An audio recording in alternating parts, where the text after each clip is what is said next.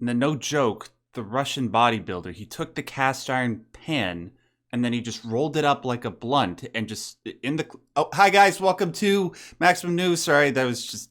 Don't pay attention to that. I'm your host, as always, your friendly neighborhood Simpsons kin, Max Derrat, and joining me as always, sitting to... it feels like he's on my right, at least with the headphones I'm wearing. He is Sybsidian of the Triple S League. How you doing, Syb? Good. Good. And then we have the other... Is it... Okay, third of the Triple S League?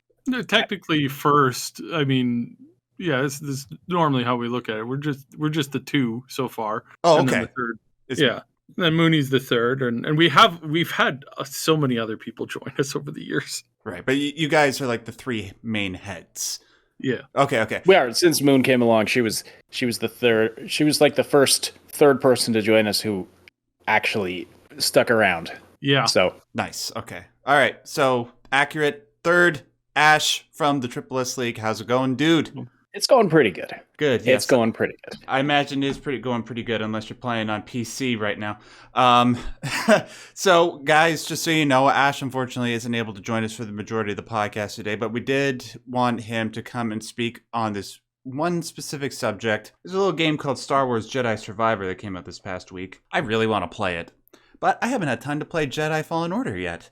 I played the first few hours like a year or two ago and really, really liked it. It's a really damn good game, but the nature of my job, it doesn't allow me to play games that I can't really, do something with for my personal channel. So it is what it is. But thankfully, we have Ash here who is currently playing through it. Ash, I assume you liked Jedi Fallen Order. How are you liking Jedi Survivor, and what platform are you playing on? Well, Max, if you do get a chance to play Jedi Fallen Order instead of Jedi Survivor, you might as well pass over Survivor and play Fallen Order. You'll be very impressed with the improved graphics. So I am playing on PC, and I don't know if you guys caught my joke there. Yeah, I caught it. If people aren't understanding, it's the joke is that first game. Fallen Order, yeah. Survivor. So Jedi Survivor is the sequel to Jedi Fallen Order, and I did really enjoy Jedi Fallen Order. As a matter of fact. And it's not just me. It was very well reviewed overall, and a lot of people were surprised because it came out of EA somehow, and the developer was Respawn Entertainment, which is one of EA's studios. Well, that's the reason. They were like, why. "How did this happen?" They have a good game made in Unreal Engine. It's not full of microtransaction and loot box crap. Not asking you to buy stuff every 30 seconds. There's just a solid single player story driven adventure from a studio that belongs to the company that said that we don't need any more single player story driven adventure games because no one wants that anymore. That's what EA said. And anyway, we proved to them that we do actually want that. So of course, Jedi Fallen Order was going to get a sequel. Now, at the time that Fallen Order came out and I was playing it, my analysis of it was that it was a very safe formula for a Star Wars game, but it was good. Safe as in they didn't take any major risks with it. They just made a good action-adventure game in the Star Wars universe. And I really had fun with it. It was a great sort of spiritual successor to, the older Jedi games with Kyle Katarn. It was kind of like a really advanced version of those older games that I don't know if you played them, Max, but Syb and I used to play. Like we were all over those games. Which games were those? The Jedi Knight series. No, I didn't. We're talking these games are a couple decades old now. Yeah, it's like the PS1 long, era, right? Maybe even would you say? I'm thinking Jedi Academy. I'm sorry. Yeah, Jedi Academy is the third game. Actually, the fourth game in that series. Mm-hmm. Oh, right on. Okay. Yeah. So I remember that. Yeah, Jedi Academy was probably early PlayStation era. The first one wasn't actually even part of that series. The very first game in that series was actually called Dark Forces. Mm-hmm. And this is a slightly after the first Doom game. That's how it played very much. It was a Doom game. Same like graphics, a lot better graphics, but they had these like scenes in it that were replicated in Rogue One. There's a bunch of like iconic scenes and moments where with Mon Mothma and with although because Kyle doesn't exist in that universe because it was rewritten by Kennedy because she's such a brilliant leader. It was what's the guy's name? He's got the whole show named after him now. Oh, Mandalorian? No. The other new Star Wars one. Oh, Andor. Andor. Yeah, so it's got Andor. Yeah. The Cassian Andor. There's a scene where he's sitting with a jacket and he's kind of like folded arms crossed. That scene is basically a 1-to-1 of a scene in the Dark Forces game, which again just shows that the person who, like, when they made that from the movie from Rogue One, they were really trying to replicate the Dark Forces feel. That it was Dark Forces that originally brought out the Dark Troopers, the all black heavy like super heavy armed troopers. That was them, and so that it goes back for years, and then they just abandoned this entire very successful series to just reboot the lore. They threw it all away, and that happened when Disney bought Star Wars. Also, the old Jedi Knight games were retconned out of existence, but a lot of what existed there was again sort of reinterpreted into Rogue One and Andor. But anyway, so Jedi Fallen Order and Jedi Survivor are not direct sequels to that series, but they're similar in a lot of ways. They have a similar feel, minus kind of the first-person shooter aspect of it. But all right. Gotta kind of collect my thoughts here again after that tangent. So at the time that Fallen Order came out, so I said it was a great start, and I hoped for a sequel that took the same formula and expanded on it. And it looks like that's exactly what they did in terms of the actual design of the game. They added more abilities, more saber stances, great characters, great NPCs. They expanded things in other ways, like adding a town hub, at least one town hub that I've come across so far. That kind of thing didn't exist in Fallen Order. And that's all in the first few hours. I've encountered characters that I've loved. I like the story so far. They sped up the climbing and sort of Tomb Raider parkour elements of it. They sped it up. So when you're climbing things, it's not like painfully slow anymore, like it is in most games. So there's a lot to love about this, but that is completely overshadowed by the fact that the release of this game was completely botched. It's got performance issues on all platforms, not just PC. PC is the worst by far. Yeah. But on consoles, people are having major performance issues as well. PlayStation 5 and the Xbox Series X. So this is a travesty. Somehow EA managed to botch the one thing in the past decade that actually improved people's opinion of their company, which was this Jedi series. Right. And the one good Jedi game or Star Wars game period that's come out of the last few years. The like the ship flying game. Oh shoot, what is it called? I don't remember the title of it. The ship flying game that came out a few Rogue years Squadron? later. Rogue Squadron. That was pretty good.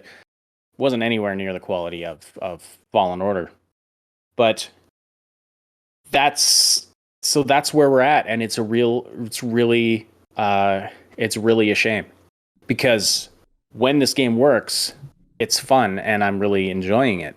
But I have to advise people, do not buy this until they fix it. And even then, you have to decide if you want to reward EA for perpetuating this practice of releasing a broken game and then fixing it after the fact. Now, it's not just EA. A lot of publishers and studios are doing this.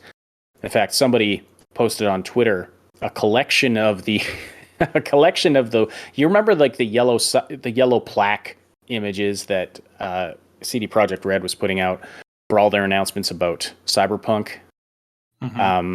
and one of them was, we're sorry this game is broken, we're going to fix it in patches. Someone posted a collection of these from different studios, like Naughty Dog for The Last of Us on PC, the Grand Theft Auto, the trilogy, the definitive edition, that one, and now this latest one for Star Wars Jedi Survivor. These statements that companies are putting out, these games are just not, we are aware and slightly apologize for the fact that this is not living up to our standards, and we're sorry if we disappointed you. Well, if it wasn't living up to your standards, then why the hell did you release it in the first place? That's a very good question, Max, because like I said, this isn't a case where it's like a handful of people with strange PC configurations that the game is absolutely performing poorly on. That's going to happen. Really, you can't test for every possible PC configuration out there. There's going to be some anomalies where the game just doesn't run for whatever reason for a percentage of people. Absolutely. But that doesn't stop the fact that in the recent past, because, I'm not that old and I can remember this, when it comes to major titles, when they get PC releases, they come out and virtually no problems, well, not no problems, they're well regarded as good PC ports. Like crap, if Konami can do a good port of Silent Hill 4 for the PC, and you know how Konami is, well, okay, granted, that's not exactly an apples to apples type of comparison, so I'll retract that. But look, the ultimate point is that PC releases, PC versions of games up until now have come out and there hasn't been as much fanfare, but every other week it seems like we're getting a PC port that is terrible, and I want to know why that is. Is it because like games are getting more complex, or is it because game developers are getting lazy? I don't know. I'd hate to say that it's the latter example. What do you think it is, Sybe? I think it is a little bit of laziness, but there does seem to be a problem because we've encountered this problem ourselves. So we got Mooney a brand new PC, and even today we were just like Star Rail came out. She's been playing it. It's very much like, I would say it's very much a Chrono Trigger type game, RPG, in that there's lots and lots of RPG stuff going on. Speaking and my language, man. It's really good. It's a turn-based game. It's really good. We're really happy with it. It does have a gacha system, but the gacha system has been largely ignorable by a lot of people. So you're only spending money on it if you really want to. Not that you need to, if you really want to spend money. That's how you're spending money. And I think that's good. I think they should stick with that mentality when they're designing these. At any rate, her computer kept on crashing the game. The game kept on just like 2 minutes in, it would just hard crash, or it would freeze, or it would this, or it would that. And it wasn't until we disengaged some of those advanced tools that you have for high-end graphics cards, which she has, that those problems stopped. And that seems to be, reading from a bunch of the notes, if somebody has a high-end graphics card and then maybe like not a super high-end motherboard or processor, there seems to be some kind of a problem there with that. Even though, again, you think how could anybody, because it's not just like Nvidia or just one of the other card companies. It's like we're seeing this across the board as a whole, and not just in, again, as Ash said, it's not just the PCs. It's because you have this similar hardware in some of the new consoles, and some of the new consoles can't even run this stuff properly. And I think I think either there's a massive disparity in different parts being made by different people, like different companies and organizations being put together, and there's just something that's fallen apart there that wasn't really that big of an issue, last gen, or there's this, just somebody's dropping the ball on these updates, or somebody's not, the drivers aren't working, or there's other problems that we're not seeing, and I'm really curious as to what the particular reason is. But clearly we're seeing other games coming out that are managing to not have that same effect. They have the same great, like, high graphical options, and we're not seeing any of those same problems. A bunch of betas came out recently. There's been a bunch of tests. We've got so many games coming out over the next week. In 1 week's time, we've got like 10 games coming out, 3 of which I'm trying to cover. And it's absolutely insane. And we're not hearing the same problems because, and I'll just, for example, this one again, the Age of Wonders 4.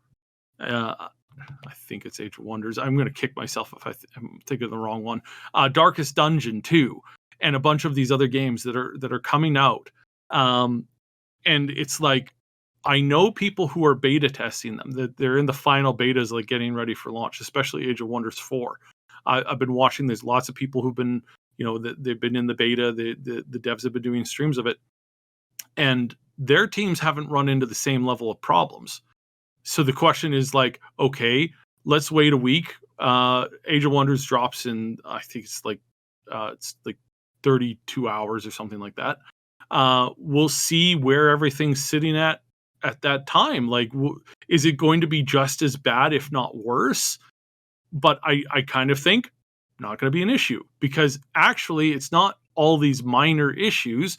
That's what you're paid to do. You're paid to fix these errors before they're an actual problem. And I don't think that all these big companies, and we've seen this especially with Activision lately, with their stupid response from their leadership going, if you're in Q&A and you're trying to fix these problems and find these issues, this might not be a long-term job for you, because Q&A is just Q&A. Nobody really values you. You're not really important.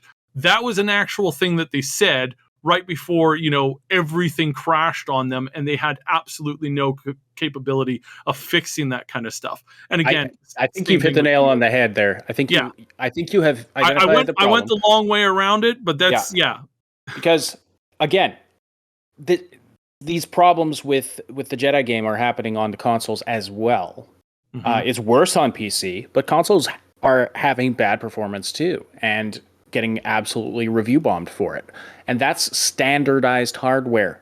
You don't have different graphics cards in different Xboxes. That's always the same. And so it should run on most of those systems, unless they've got an actual flaw in the hardware, it should run the same.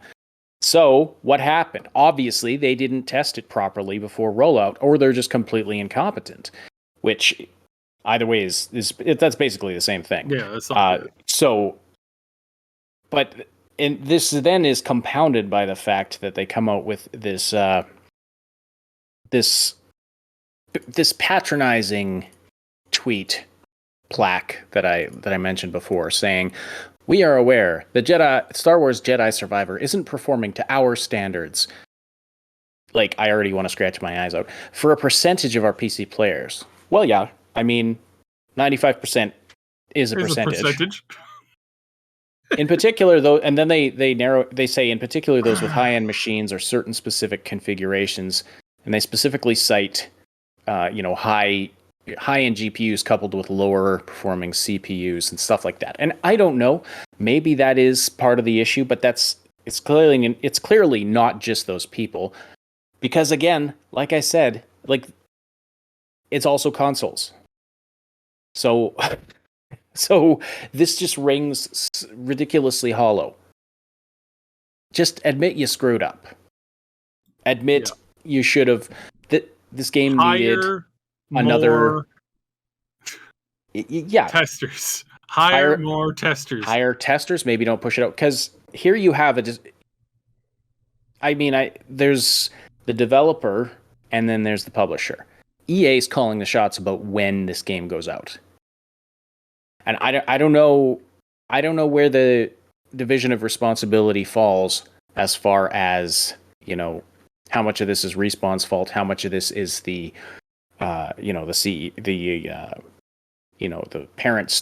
parent company at EA, how much is their fault? I don't know. I'm not going to speculate about that, but I do know EA decides when it gets published, and it was not ready to be published. It was not ready to be out. This game needed minimum another 6 months in the oven to work out these issues because it's so bad. It is. Now that said, once I turned all the graphics settings down to low and turned off ray tracing, I managed to get it up to 60 frames per second most of the time. So now I'm having fun with it, and it's really good. It looks like it's 8 to 10 years old. And so I'm sure I would get better graphics playing Fallen Order again on the same machine. Because I was able to crank those graphics up pretty high. And it looked really, really good.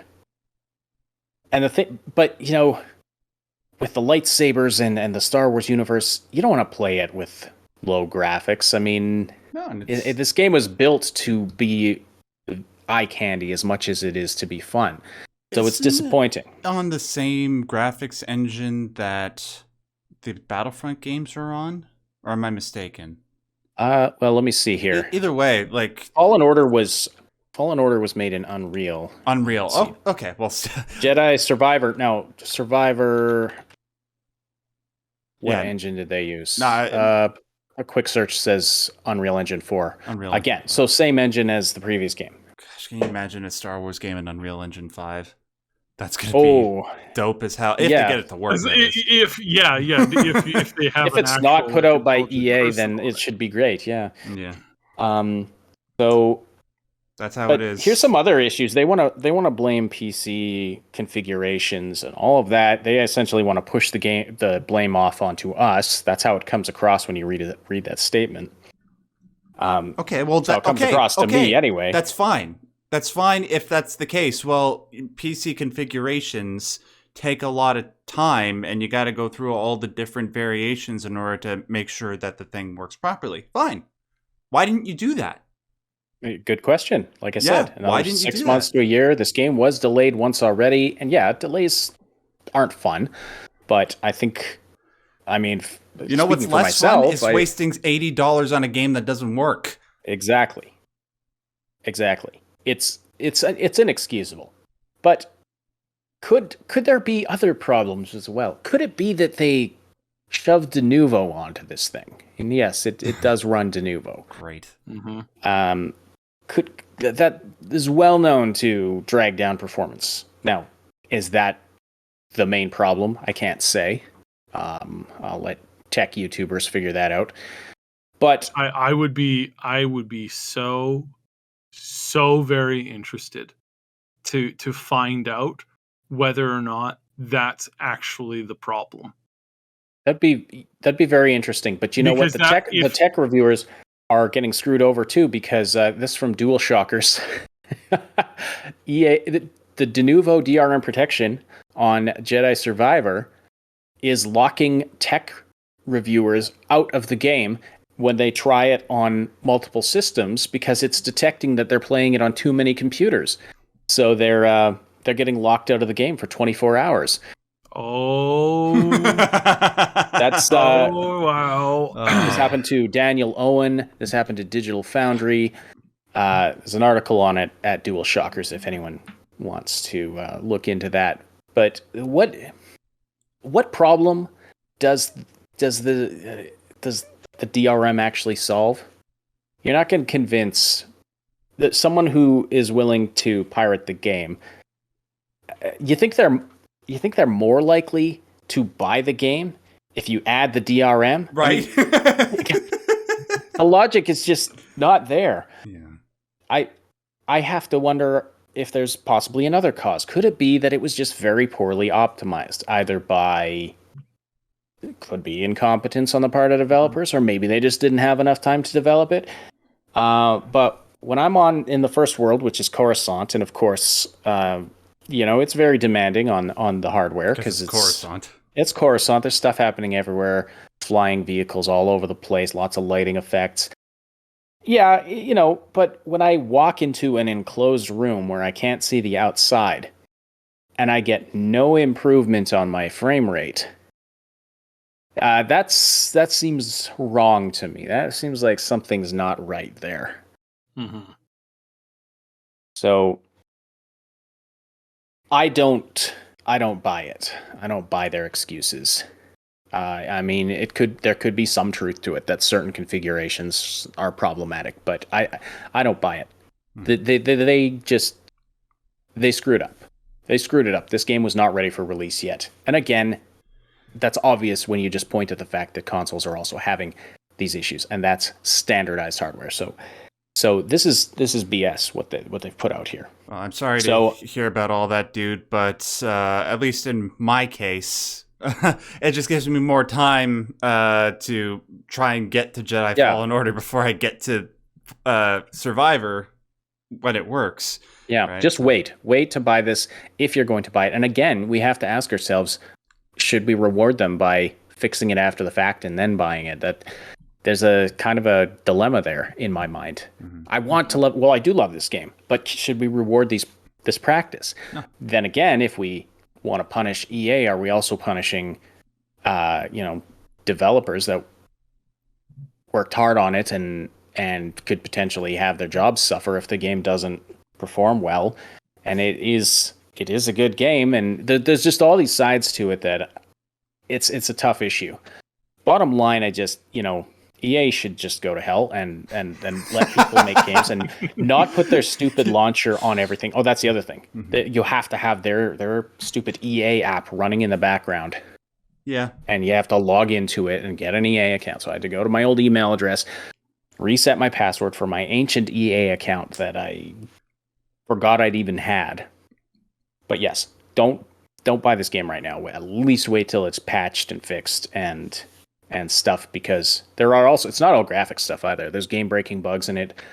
People have had their save files corrupted. Oh god, that's always the worst. There's so much and it's disappointing because like I said, when it works, it's very polished. It's very fun. So it's really just an extreme disappointment.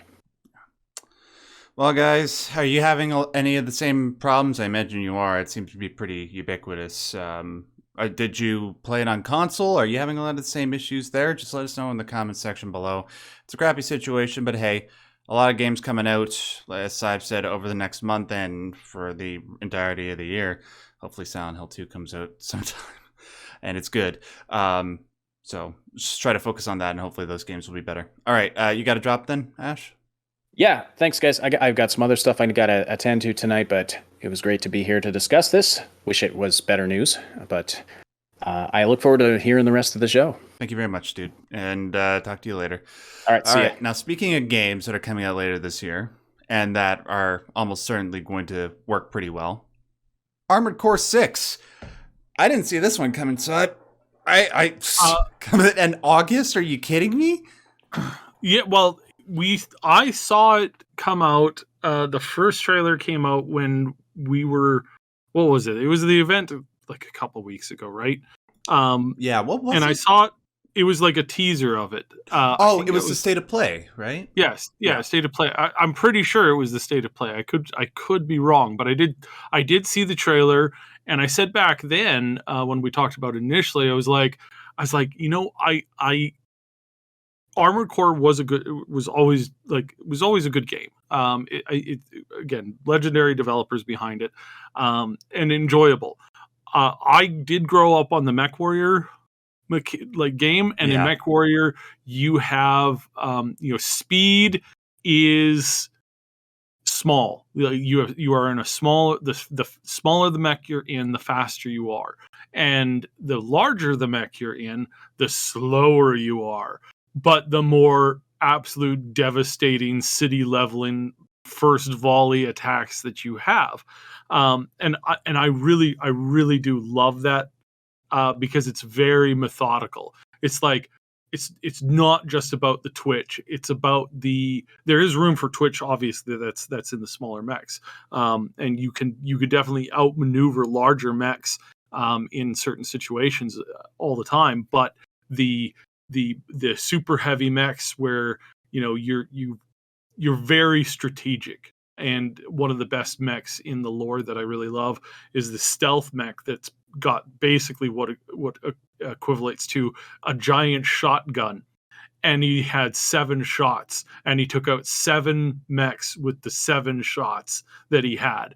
and he had the stealth field generator. Nobody knows where the mech is now. But that's one of my favorite things because it emphasizes the importance of, just this hunter mentality. This you're hiding, you're utilizing terrain to your advantage to hide yourself or to take cover behind, and then you're using that, or you're in the city and you're using the giant buildings to block yourself. So that's where I come from. And I'm not saying that Armored Core is bad or that I don't like the first look of it. I think it looks great. I think it looks very interesting. I'm really excited about how they're doing some of these giant, absolutely massive environments. They look like they go on forever, and that's where it's like, that's so amazing. That looks so beautiful and so fascinating. And how far can I really go in these worlds? Are they actually that big? Or am I going to run into an invisible wall? It's like, I hope not, but we'll see. But overall, I'm just looking at this and I'm going, this looks very beautiful. This looks like this next gen mech game that a lot of people have been waiting for a very long time. And I think we're going to get something obviously that's big. And we'll see like how it kind of plays out. So yeah, that's my I'm not super excited for it because it's not for myself to play it. I'm super excited that if it's coming out with what it looks like it's coming from the guys who made Elden Ring and all that kind of stuff, it looks like it's going to be fantastic for the gaming community. But I may not pick it up, early on because way too many games to play, but also just not really my style. And I've been asking this on Twitter a lot. It's like, what are your guys' thoughts? And so please answer in the comments. Like, what do you think is with giant mechs that are literally, 40 stories tall? What do you prefer? Do you prefer something that darts around like a wasp around the city that just plows through buildings like that, or something that's like, you feel that weight, you feel like every shot has meaning, and especially with anybody who uses AC cannons, it's like you only got like 20 rounds for this AC cannon. You could go in just burp, but then you're like, burp, oh no, I got no ammo. So I would love to feel out that there are some fights that obviously look, it's a completely different machine. What with those like giant lasers that just sweep the terrain, and that's really cool too, because I did, I've watched a lot of like Japanese mech anime, and obviously that's like that's a freaking staple of giant mech weapons there in that game. It's not the same as Mech Warrior, but I still like it, and I'm still really interested to see it. I'm not sure how excited I am going to be until I see a little bit more gameplay. Yeah, that's the only thing I want to see. I want to see somebody play it, not clips of playing it, because that's where we don't know what we're quite getting our hands on. Yeah. It seems to me, with the research that I've done on the old Armored Core games, because unfortunately I never played them, but my wife had, and we looked at some clips. It looks to be like an organic continuation of that type of gameplay, but just taking advantage of newer hardware, graphics, possibility for bigger arenas, that sort of thing. And it keeps all the kinetic mech gameplay that you would expect from that those old games. Plus, it helps that the guy who is leading this project is the same guy who led Sekiro. And people really love Sekiro. It won Game of the Year, for God's sake. Thing is, though, I'm still in somewhat your camp as well, Cy. I have no doubt it'll be great. I have no doubt that people will love it because it's FromSoftware. But am I going to pick it up? I don't know. And the main reason why is because, well, lately, Saib, I've been playing Sekiro. And I don't know if you've ever played Sekiro, but playing that game gives me a heart attack. It's not like playing Dark Souls or Elden Ring where... Exactly. Yeah, it's not like playing those games where there's a reasonable journey between screwing up, learning what you need to do, and overcoming the difficulty. For Sekiro, that stuff is amped up to 10, and I'm sorry, there's no excuse for Dragon Rot. If anybody who's played Sekiro is listening to this, do not give me that. I almost swore. Okay, but look, the point is, if I'm going to be getting that type of kinetic gameplay with Armored Core 6, I'm not sure if I'm going to want to buy it, because it just might not be the game for me. Yeah, and that's why I mentioned so much about the difference between the Mech Warrior and the Armored Core games. This is supposed to be, again, super fast, very Twitch based, and some people love that. And that's great. Again, it's a genre, like it's there for a reason, right?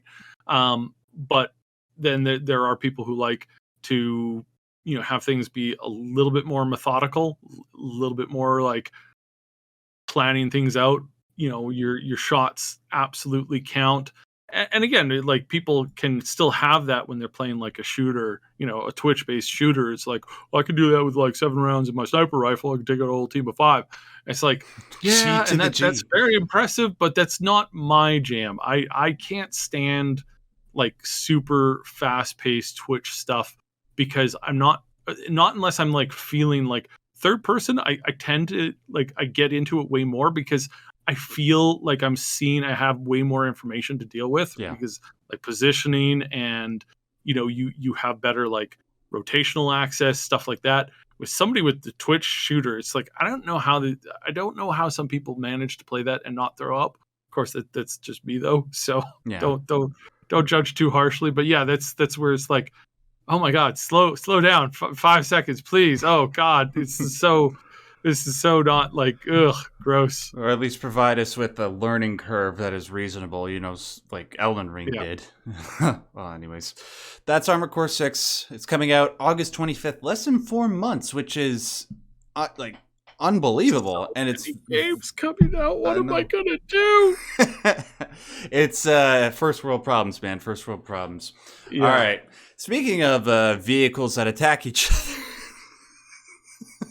I'm sorry. That was the best I could do. Speaking of vehicles that attack each other. Syb, there's a Twisted Metal show coming out. Welcome to Twisted Metal. Oh my God. I swear to God, if they do not, you saw me tweet about this on Twitter, Syb. If they don't play Beat the Creeper by Rob Zombie at some point in the show, I'm going to slash somebody's tires. I know I said that before, but it's true. So a teaser for the Twisted Metal TV show came out. It's been in production for a while, and we finally got our first look. Just a teaser, less than a minute long. We saw Anthony Mackie jamming out to a good old Canadian band, Len. Don't steal my sunshine, which is a weird song to put in a Twisted Metal. But okay, I'll take it. If it's, if the guys who wrote Deadpool think it's okay for Twisted Metal, I'll trust them. And then we just saw him drive down a road shooting guns. So it's just, I found that I have to add this. It looks cool when you do that, but for the love of God, why do you hate roads and I'm guessing like flora on the side of the road? Like, he gets in the car, immediately starts shooting. The camera pans out. What was he shooting at? Nothing. Just the road is empty. Yeah. He was just shooting for the fun of shooting. It's so weird when because it's just a cinematography thing. But it's so weird when they do that. It's come on. Don't tell me you don't, like, when you're playing Overwatch, you don't just start shooting stuff in the waiting room before the match actually begins. True. I guess it's like that. For me, whenever I see that happen, it always it reminds me of that final scene from the very first Spider-Man movie with Tobey Maguire. Mm-hmm. Was it Tobey? Yeah, Tobey Maguire, where he flies up to the tallest building in New York, and then what does he do? He shoots web up and he swings towards the camera. And you're sitting there going, what did he shoot? Did he just shoot a stream of stuff just out? Did he tag a passing helicopter? What did he do? It looked really cool. And again, it looked really cool when they did it in this, right? But it's like, what's he shooting at? So that's the thing. That's my only gripe. And again, when I've said this 1,000 times before, when my only gripe is a little cinematography thing in a trailer, I have a good feeling about the show. I think this might be good. Hopefully just for, and again, using the old Transformers line, I don't want this show to be anything more than a bunch of really cool cars shooting and blowing up other really cool cars. If we have an entire episode where some dude's in a garage talking about his feelings for 3 hours, I'm probably not going to watch the show, because when I see Twisted Metal TV show, I'm like, this is going to be like, this is going to be like Fast and the Furious if you take out all the we're family and we're going to have a conversation and we're going to stare at each other with big eyes and muscles for long periods of time. No, I'm not into it. It's really boring. It's not.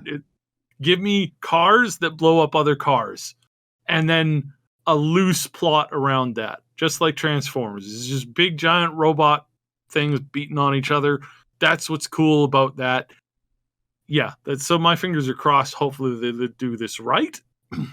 Well, hopefully, hopefully they don't try to put like some sort of existential plot in there. But I would like to see like a dive into the personalities of the people from Twisted Metal, like like I don't know. Did you ever play Twisted Metal Black? That was the PS2 version.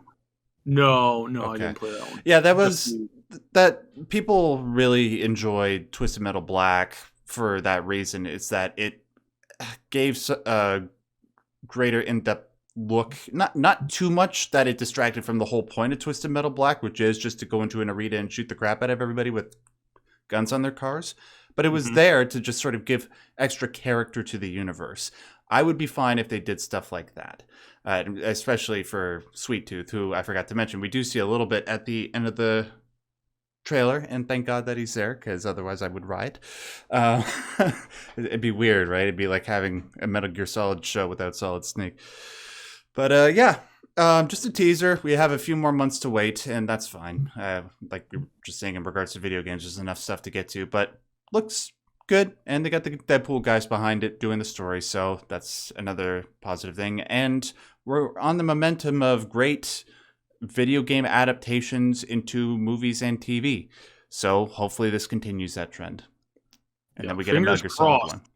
All right, moving on to what is Vampire Survivors. Remind what that is again. So that is it set off the reverse bullet hell game. So bullet hell is where you are, you're like a spaceship zipping along a map, and you have like 10,000 things shooting at you at once. Right. And you maneuver your plane around it as you shoot stuff. Like Cuphead. Reverse bullet hell. Yeah. Reverse bullet hell is so in Vampire Survivors, like you get a central character, you move around a map, collect things, get power-ups, and you start just becoming a death god of shooting things out. Sometimes they're laser beams, sometimes it's jets of flame, sometimes it's giant like spinning blades or shooting arrows or whatever, and you just power yourself up. You got all of those different types of weapons on you all at the same time, and they're all just, and then you're fighting literally thousands of other mobs. And so literally on the screen, it's rendering thousands of mobs coming at you all at once, but you're this death god shooting out giant lasers that are beaming and pulsing, and you got these birds throwing out big waves of bombs, and you just killing stuff left and right. So that's the core concept behind the Vampire Survivors. It spawned an entire genre literally overnight. There are now dozens and dozens and dozens of these games, because they're fairly easy to make, they're fairly easy to code, and they're very, very popular because you can run them. I just picked up one the other day actually, which is much more sci-fi. You land on a planet in a literally out of a pod. You get out, and you got a big gun, and you just start blowing stuff up.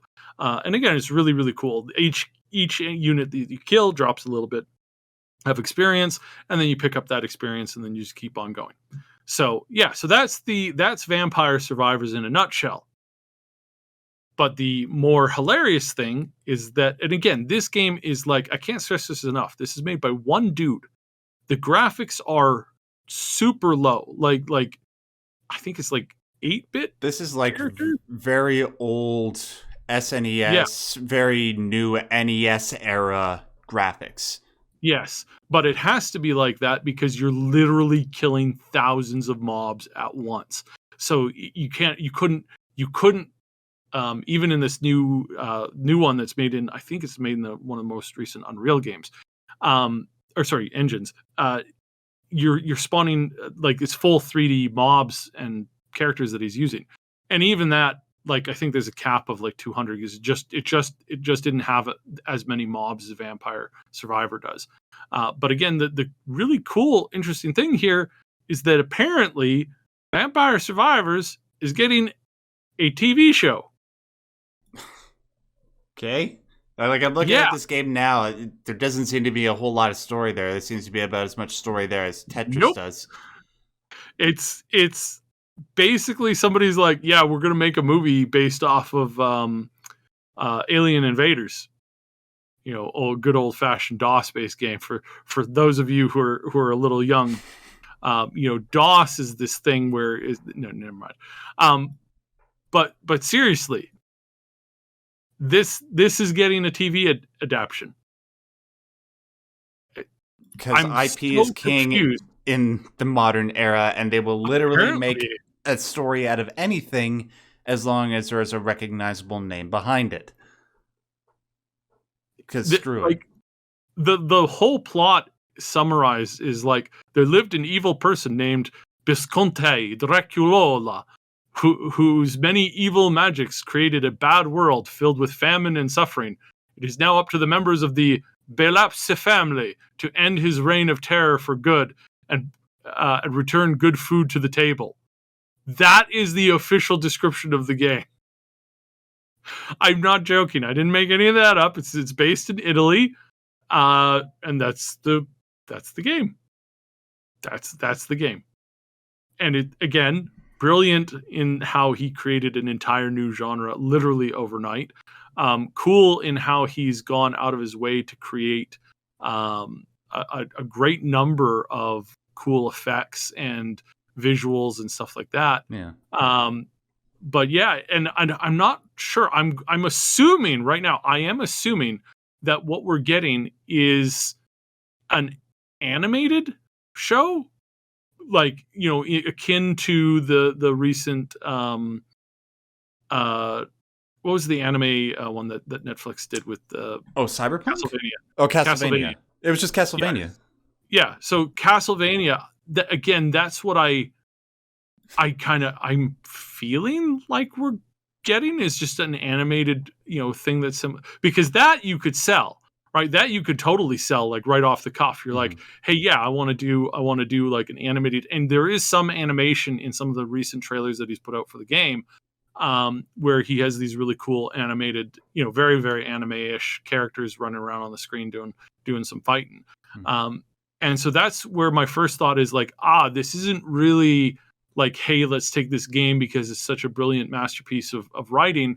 It's more like, hey, all that success that Netflix had with Castlevania, we can do the same thing with Vampire Survivors, and that's where I think that's coming from. I think that's where they're getting that from. What's the story going to be about?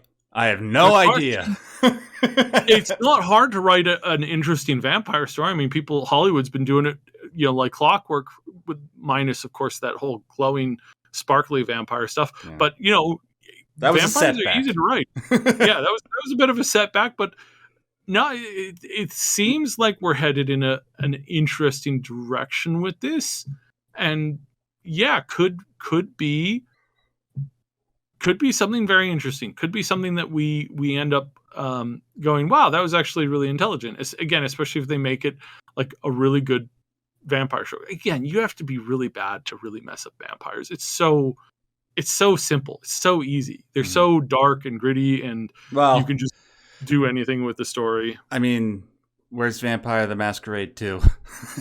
Yeah. How is that?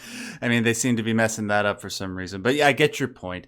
I kind of want it to be like The Lost Boys because that's my favorite piece of vampire fiction. It's so stylish and 80s. All right.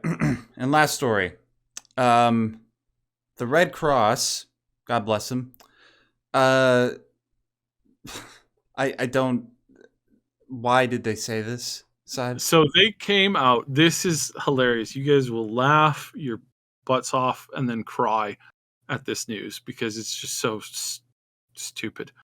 The International Committee of the Red Cross is urging gamers to play by the rules of internationally agreed war.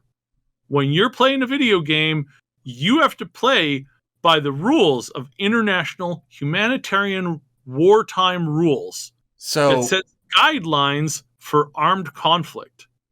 So if I'm playing Call of Duty and I'm placed against a guy from Russia, does that mean, like, is that, if I kill him, is that an impetus for World War III? Because, there's not allowed to be any North American boots on the ground in the Ukraine.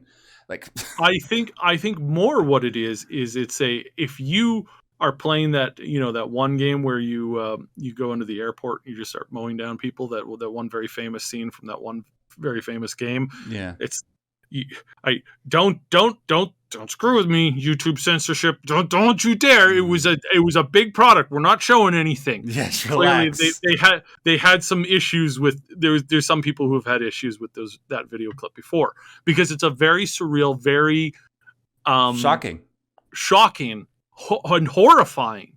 Obviously, I'm not saying this is good. It's a horrifying thing where you just walk into this thing and just start mowing people down.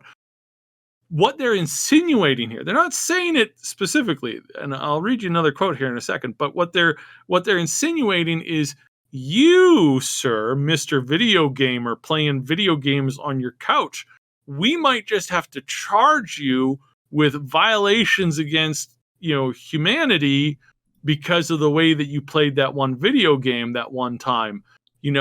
Because you when that soldier like threw down his gun, because it glitched out, because soldiers in most video games don't do that.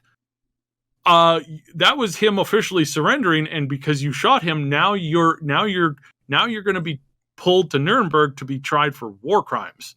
I'm not kidding. This is what they are saying, and quoting here. Every day, people play video games set in conflict zones right from their couch. Can you imagine? I added that bit. But right now, armed conflicts are more prevalent than ever. And to people suffering from their effects, this conflict is not a game. Did you know that when I jump on a Goomba, that's not a game to some people? There are some people out there crushing poor things with their feet. Yeah, it's actually a thing. It's really disgusting and disturbing. Doesn't make matter. Goomba lives matter. It's like this old skit, this really old skit that Rooster Teeth did. Had one guy go to heaven. And he gets to heaven and he's like, yeah, I've been trying to be a good person all my life. And the angel's reading and it's like, well, I can see here that you picked on your sister in high school and you did this and you stole your grandma's cookie once. He's like, yeah, I did that. And then, okay, so we're getting to the end of the list here. It doesn't seem to be anything too major. Oh, yes, you murdered 150,000 soldiers. Excuse me, what? Yeah, it says here you murdered 150,000 soldiers in some place called COD.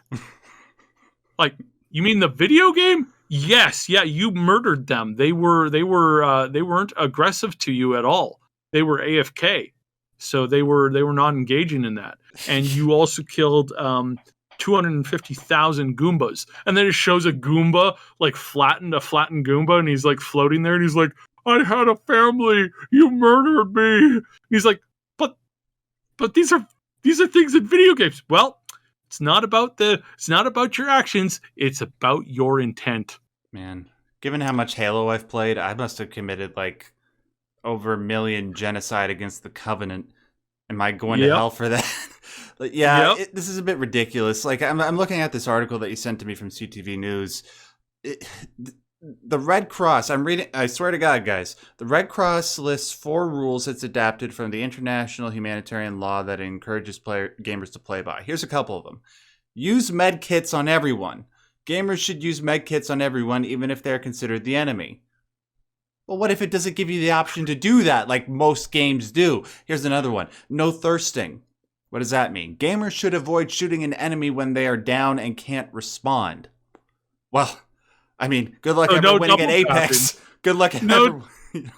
No double tap, like in Apex, Fortnite, or whatever. It's like you downed a person, PUBG. You down somebody, and it's like, oh no, you can't shoot that down person. Technically, you got to run over to him. You got to apply bandages and med kits to him, because he's totally not going to shoot you back. He's not going to get up and shoot you back. And not that they can immediately respawn and join another game, which you can also do. Mm-hmm. No. What's the other two? The Red Cross doesn't recognize reincarnation as an actual thing. They're very Christian, can't you tell? It's in the name. Once you're dead, you're dead. You go to heaven. There's no more coming back. So, yeah, they don't recognize. This is so... No targeting of non-violent NPCs. So that Fallout game where you've been running around cleaning the killing everybody that you come across, you are in hot water, sir. You are going to go to jail. How dare you kill? And I don't know if they meant to do this, but they put a sad face in here because of how they structured the sentence. They actually put non-player character, and then they put the colons, so it just looks like the sad face. Like, no targeting violent NPCs, no player character, sad face. Oh, I see that. No targeting civilian buildings. Gamers should not target houses, schools, or hospitals in safe zones. Well, you should do that. Have been camped. I have been camped at the graveyard. Every time I respawn, I immediately get killed by the tons and tons of players that are just, corpse camping the graveyard while the timer runs out for the round. Well, look, Syb, to give the devil their due here, it is good ethics to not spawn camp your own team, right? I'll give your own that. Team or the enemy team? No, your own team. Like, no targeting civilian buildings, right? Like, you would imagine you're fighting on behalf of the civilians. You don't want to be shooting your own dudes. Well, that's right. That's not exactly what they're saying. Never mind. Yeah. It's ridiculous. Yeah. Red Cross doesn't know what the hell they're talking about. Like, God bless them for the stuff that they actually do in regards to real war. That's far more important than the stuff that we're talking about right now. It's just the confluence of interests here. They really don't seem to understand what they're talking about. Once again, people can't separate fact from reality.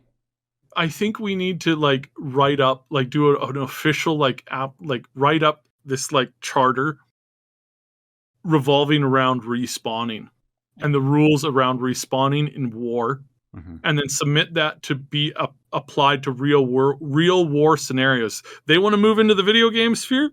All right, let's take the video game sphere, move that into reality. So you got to double check with everybody to make sure that they have a respawn available, before you kill them. Yeah, because that'll go off just really well. That's Well, everybody knows whether they got that spare respawn waiting for them if they decide to do something stupid. Right. So we can only fight people in India and China and the Buddhists that live in San Francisco. Gotcha. That sounds like a great plan, guys. Oh, that was a good one. Thanks for that, Syb. Yeah. Hilarious. What was I about to say? My brain is frazzled. That I can't remember the last time that I laughed that hard. Thank you for that. Anyways, yeah, that's a good one to end the show on. A good laugh. Thank you for bringing this to my attention, Syb. Ladies and gentlemen, thank you so much for joining us for this episode. Don't commit any international humanitarian law crimes. Yeah, don't play Spec Ops: The Line. Otherwise, you're going to jail. Like, I don't know, 100 counts of life. So what's that? Like 12,000 years. Yeah, you can't get away from committing war crimes in Spec Ops: The Line. That's the whole point. Spoiler. Game's over 10 years old. That's it for us, ladies and gentlemen. Thank you so much for joining us for this episode of Maximum News. Make sure to give this episode a like, because when you do that, it tells the YouTube algorithm that not only this video is worth watching, but all the other videos on the Triple S Podcast channel and its sister channel, Triple S League, or brother channel. I don't want to discriminate. I want to thank Syb, as always, for doing this show with me. Syb, can you tell people about the main channel real quick before we sign off? Yeah, join us for news and streams. We're going to be covering we got a ton of games coming out, starting with Age of Wonders. I'll be streaming that sometime this week, probably the same day that this video goes up or the day after. So please pay attention to that. If you're interested in the game, pop over. I'm probably going to be streaming it because I really love the Age of Wonders games, and it's been a long time since we've gotten one of them direct from the source. Love it. Nice. And you guys could just find me on all the regular forms of social media, just at Max Derrat. I'll put links to my stuff and the main Triple S League channel in the description box below. Thanks, guys. And until we do this again next week, I want to remind you, as always, to remember, no Russian.